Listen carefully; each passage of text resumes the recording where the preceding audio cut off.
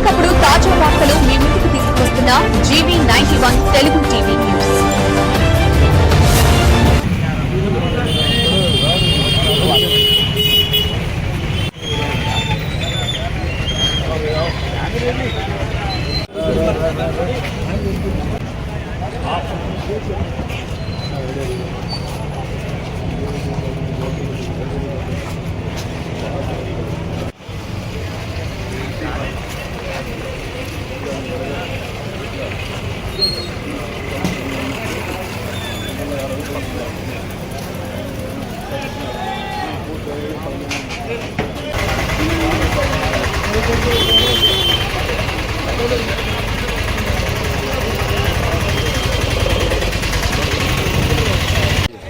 Sir కనుకోవడం లేదు sir.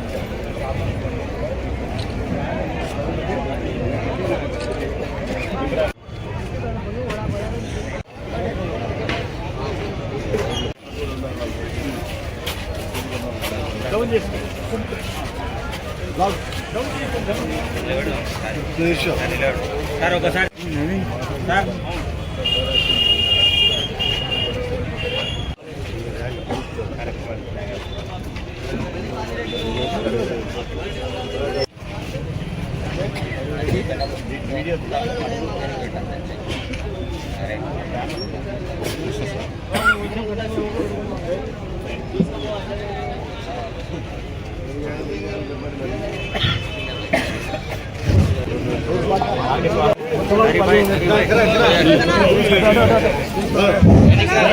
కొంచెం వెనక్కి వస్తే పట్టుకోండి సార్.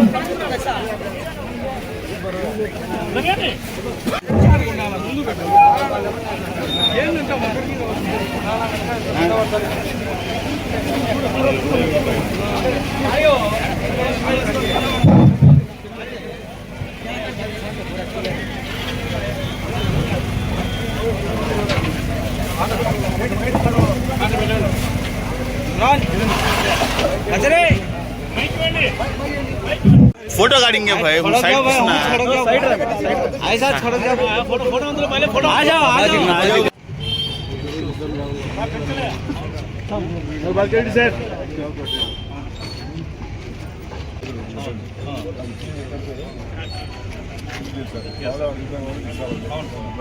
ఇక్కడ నివసించాం, ఇక్కడ పుట్టి పెరిగినా కాబట్టి మనము మన ఊరుకు ఏం చేయాలనే ఆలోచనతో దీన్ని డెవలప్ చేసుకుంటూ మున్సిపల్ మినిస్టర్ గా ఉన్నప్పుడు మళ్ళీ వెనుక స్థలం కూడా అంతా చేసి దాని కాలువలు కూడా మురుకాలు కూడా ఏర్పాటు చేసి మురికి నీళ్ళు కూడా బయట కాదు చాలా రెగ్యులర్ గా కంప్లైంట్ వచ్చేటోళ్ళు.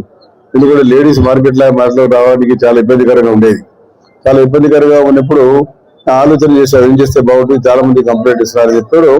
అప్పుడు ఏం చేసాము, మార్కెట్ యార్డ్ స్థలం దాదాపుగా 14 ఎకరాలు మన ఈ సోదరులంతా కూరగాయల మార్కెట్ ఎవరు పెట్టుకున్నారు, ఎవరైతే జీవనం గడుపుతా ఉన్నారో వారి కోసం ఆ రోజు ఆ మార్కెట్ యార్డ్ ఏర్పాటు చేశాం.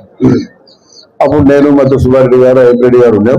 ఆ మార్కెట్ స్థలం అంతా తీసుకొని దాన్ని అభివృద్ధి చేద్దాం అనుకున్నాం. కానీ సస్యమర ఎవరు కూడా రామన్నారు అన్నారు. ఆ అడిగిన వాళ్ళు కూడా నేను అడిగినంత లేదు, నాకు మిత్రుడే అందరూ కూడా ఇటు నుంచి పోతే మా జీవనం ఉండదన్నారు. అది బాబు బాగుంటుంది ఆడ కొనేవాళ్ళు ప్రజలు కదా, వచ్చేవాళ్ళు ప్రజలు పోయేవాళ్ళు ప్రజలు కాబట్టి వాళ్ళకి ఇక్కడ ఈ రోజు సిమెంట్ రోడ్ అవి కూడా లేవు, సిమెంట్ రోడ్ కూడా లేవు, చాలా దుర్భరంగా ఉండేది, చాలా దుర్గా ఉండేది. దీన్ని అభివృద్ధి చేద్దామంటే ససేమరా ఒప్పుకోలేదు, మేము వీడియో ఉంటాం, మా జీవనం ఇక్కడే కలుస్తుంది కాబట్టి మార్కెట్ యార్డ్ అంత దూరం పోము అన్నారు. సరే అయిపోయింది మార్కెట్ యార్డ్ కాకపోతే అక్కడ 1988లో నూనెపల్లి ఫ్లైఓవర్ వేసి ఆ మార్కెట్ యార్డ్ మళ్ళీ పొరికి సరిగ్గా దారి లేదని దాన్ని తీసుకొచ్చి ఇక్కడ పెట్టింది మార్కెట్ యార్డ్. మార్కెట్ యార్డ్ కూడా స్థలాలు ఇవ్వకదంటే అక్కడ ఉండేసారు చక్కకి సంబంధించిన చాలా మంది ఉన్నారు, కొంతవరకు వాతావరణం కూడా ఉన్నది. మేము అందరూ కూర్చొని మాట్లాడి సెటిల్ చేసి ఆ మార్కెట్ యార్డ్ స్థలం ఇచ్చినాం. ఆ మార్కెట్ ఈ రోజు విద్యుత్ ఏ రకంగా ఉంది అని ఈ మార్కెట్ కూడా అభివృద్ధి చేయాలా. అప్పుడు అవతల కావాలంటే వాడు చచ్చిపోయా మా మిత్రుడే అక్కడ షెడ్ వేయించమంటే షెడ్ వేపిస్తుంది. ఇలా మిగిలిన స్థలం తీసుకుపోయి 20 రూపాయలు. మరి ఈ రోజు ఇప్పుడు ఏం చేద్దాము, జనాభా పెరిగిపోయేది. నేను కమిషన్ అడిగే ఎంత జనాభా అవుతుంది, మనం ఉన్నప్పుడు దాదాపుగా జనాభా మేము కౌన్సిలర్ గా ఇద్దరు ఉన్నప్పుడు 85,000 88,000 ఒక పూట 3,000 రోడ్లు వేసినారు. నంద్యాల జనాభా అవుతుందని ఇప్పుడు 3 లక్షల పై చిలుపు ఉంది. అది కాక ప్రతి ఒక్కరికి ఇప్పుడు బండ్లు ఉన్నాయి. ఆ రోజుల్లో బండ్లు ఉండేది కాదు, కావాలంటే రిక్షాల్లో రావాలి, లేకపోతే రోడ్డు కూడా సరిగ్గా గ్రామాలు ఉండేది కాదు. అప్పుడు ప్రతి ఒక్కరు కూడా మార్కెట్కి రావాలని చాలా ఇబ్బందికరంగా ఉండేది. ఇప్పుడు ఎంత ఈజీ అయిపోయింది, ఇప్పుడు చాలా ఈజీ అయిపోయింది. 5 నిమిషాలు చెప్పి 5 నిమిషాలు చుట్టుపక్కల గ్రామాల నుంచి కూడా చేస్తారు రైతులు. కాబట్టి ఆ ఇంపాక్ట్ అంతా నిందల మీద పడతా ఉంది. ఆ రోజు దాదాపు ఎంతమంది వస్తారో వాళ్ళ దగ్గర కమిషనర్ గారి దగ్గర లెక్క ఉంది, కనీసం 15,000 20,000 మంది వస్తారు రోజు. అన్ని ఉదయం లేస్తారు, మాకన్నా ముందు ఇడికి వచ్చి అన్ని కాలకృత్యాలు చేసుకొని పోతా ఉన్నారు. ఆ రకంగా ఇది ఇప్పుడు బాగా పెరిగిపోయింది. వాళ్ళ అవసరాలు కూడా నిజాల మీద మున్సిపాలిటీ మీద పడతా ఉన్నాయి. అవన్నీ భరించుకోవాలి. కాబట్టి ఇవన్నీ వచ్చిన తర్వాత శుభ్రత కావాలా, పరిశుభ్రత కావాలా. పరిశుభ్రత కావాలంటే ఏం చేయాలా? ప్రజల సహకారం కావాలా. ప్రజల సహకారం కావాలంటే కదా చంద్రబాబు నాయుడు గారు ఇప్పుడు ఎన్టీ రామారావు గారు ఉన్నప్పుడు ఈ మార్కెట్ డెవలప్ చేశాం. ఈ మార్కెట్ మళ్ళీ ఇప్పుడు ఏం చేయాలనుకుంటున్నాం? ఈ మార్కెట్ మళ్ళీ అభివృద్ధి చేసి ఏదైతే టౌన్ హాల్ ఉందో ఆ టౌన్ హాల్ స్థలం ఎక్కువ ఉంది. ఆడ దాదాపు నేనే కట్టేది, మహానుభావుడే కట్టాడు, ఈయన కాంట్రాక్ట్ చేసుకొని చిన్న హౌస్ని. దాన్ని చిన్న కట్టాయంటే మహానుభావుడు పెద్ద కట్టి పారేసి 500-600 కెపాసిటీ కట్టబట్టే సరే అవకాశం ఉందని చెప్పి ఆ అధికారులు కూడా ఈయన రెచ్చగొడితే ఈయన కట్టేసిండు. అది అయిపోయింది. దాన్ని ఏం చేయాలా? అప్పుడు ఒక పార్క్ ఏర్పాటు మహిళలు వచ్చి అడిగినారు, మాకు పార్క్ కావాలా, మేము ఉదయం పూట వాకింగ్ చేయాలా, ఒంటరిగా పోతే అందరూ ఈ తాలిబొట్టు అవి తాగేస్తున్నారు, ఇళ్లలో తాలిబొట్టు తీసిపోయే దుస్థితి పరిస్థితి వస్తుంది, మాకు దాన్ని కాపాడాలని చెప్పి ఇక్కడికి ఉన్న చుట్టుపక్కల రోడ్లు వచ్చి అడిగితే అప్పటికప్పుడు పార్క్ ఏర్పాటు చేసి ఆ ఓల్చాల టెంక్ ఏర్పాటు చేసి నంద్యాల పరిస్థితి తీసుకొచ్చాం. అన్ని చేసాం, చాలా ఉన్నాయి. స్వీప్ అంటే సూపర్ హిట్ కావాలా, స్వీప్ చేసేసారు. దీన్ని చేసి బ్రహ్మాండంగా డెవలప్ చేసి ఒక మంచి అధునాతనమైన మార్కెట్ ఏర్పాటు చేద్దాం అనేది. సిమెంట్ రోడ్ బాగాలేదు, వర్షం వస్తే నీళ్లు పడిపోతాయి. దానికి ఎంతో ఎస్టిమేట్ చేశారు, దాదాపుగా 50 కోట్లు 60 కోట్లు ఎస్టిమేట్ చేశారు. నేను ఎన్నికల ముందు చెప్పాం ఫైర్ యాక్సిడెంట్ జరిగాడు, మీరు కూడా వచ్చారు.